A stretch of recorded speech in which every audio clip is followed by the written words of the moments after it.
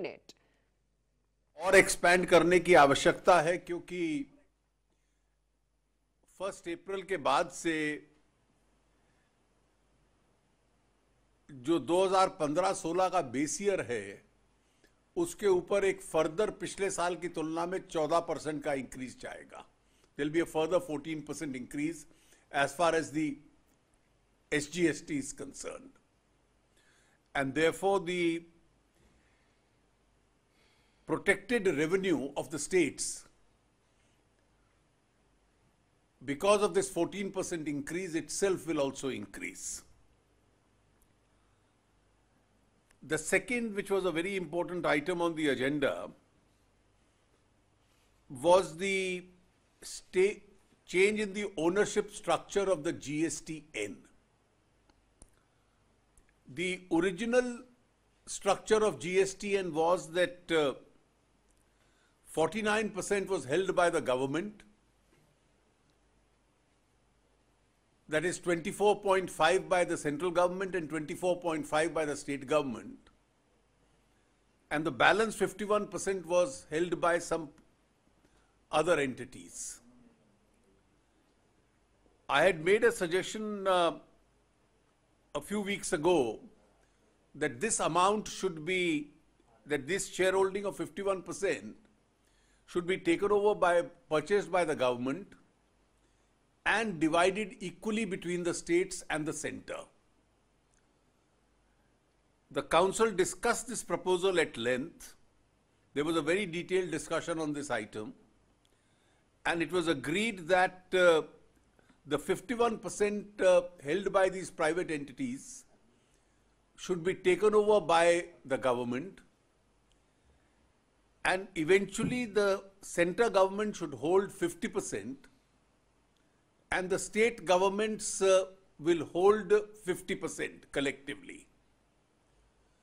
The collective share of the state governments will be pro rata divided amongst the states in accordance with their GST ratios.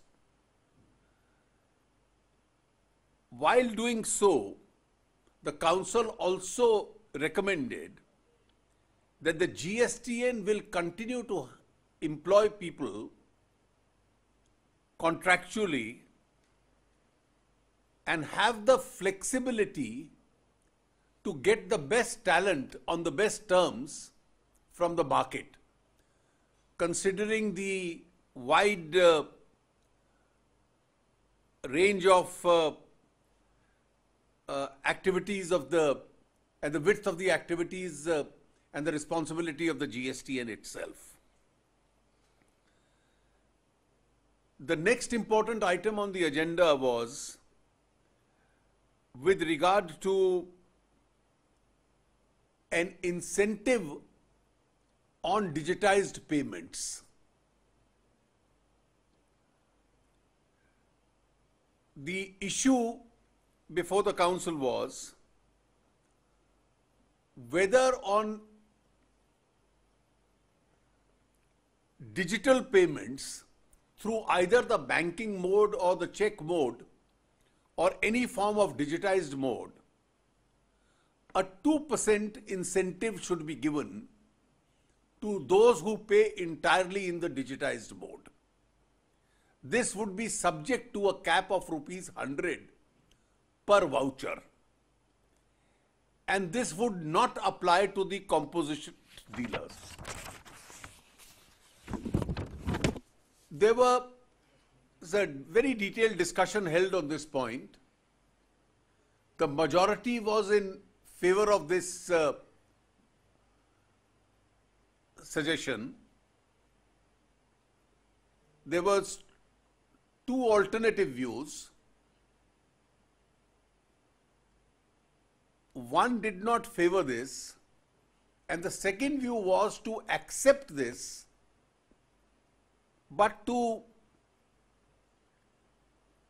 have a list of negative items on which this incentive would not be available. And therefore, the council, after a detailed discussion, decided that a committee of 5 members, that is 5 ministers of the state, be constituted. which would expeditiously consider all the viewpoints being the majority viewpoint in favor of incentive on digitized payment, the concerns expressed by those, even though in a minority, who did not agree with this, and the third, whether there is a desirability of having a negative list on which this incentive would not apply. So that committee in the next 2 days would be constituted, and that would take into consideration all these viewpoints, and its recommendations would come up before the council in the next meeting for consideration. The next item before the agenda was the imposition of a cess on sugar, particularly considering that the cost of sugar has risen beyond rupees 35 per kilogram, and the market price is between 26 to 28 per kilogram. And the sugarcane farmers are in deep distress. And therefore, can we impose some kind of a cess? Now, since this is after the GST has been constituted, this is the first such suggestion which has come up. How are such contingencies to be addressed in a GST regime? Are they to be addressed by imposition of a cess, or are they to be addressed by temporarily increasing a tax, or by some alternative method of revenue raising?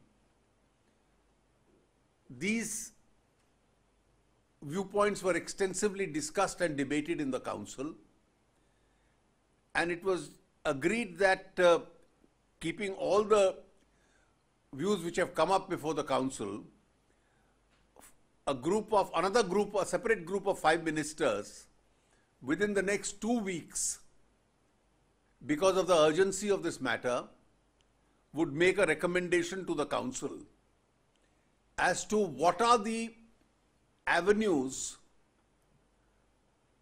of raising revenue to meet contingencies of this kind, where the cost of a commodity is much higher than its selling price, and therefore the farmer is in distress, and which are the cases in which this can be made applicable on a matter of principle itself. So this recommendation, this committee would be announced over the next 2 days, and this recommendation should be coming to us quite soon.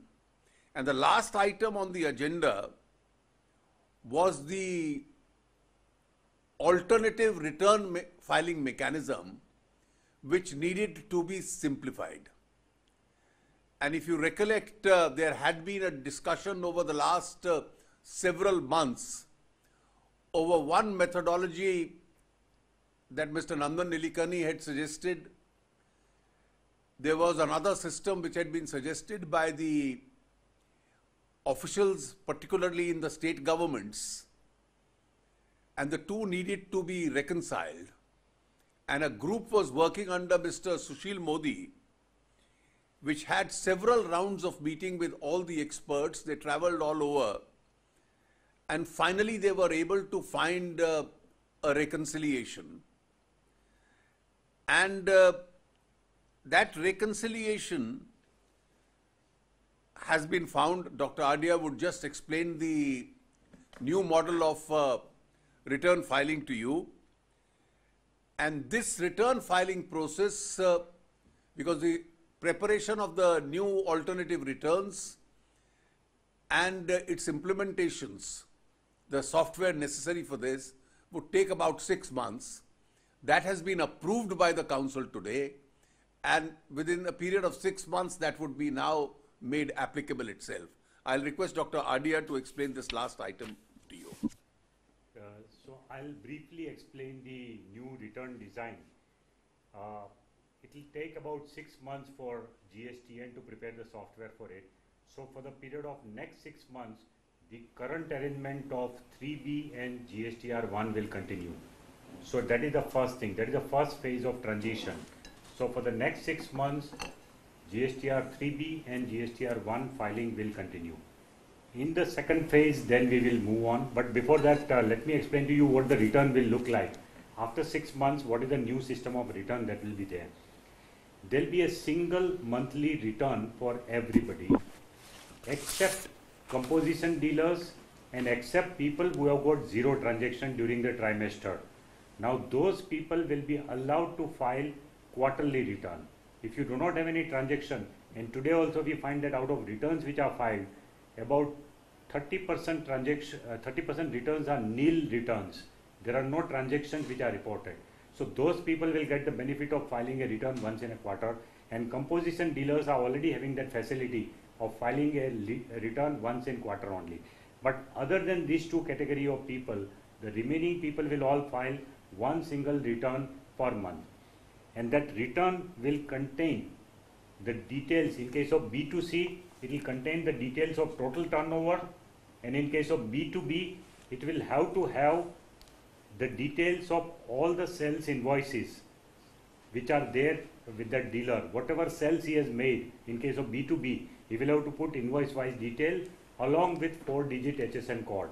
Now this is what it will have to have. In the transition phase, that is after 6 months, even after the return is prepared, the return design itself will have one separate column in which the dealer will be able to claim provisional credit based on his own calculation. Now this will continue for a period of 6 months. The second phase of transition will continue for a period of 6 months, which means that for 6 months we will allow provisional credit to be taken by the dealer. Okay, that's the GST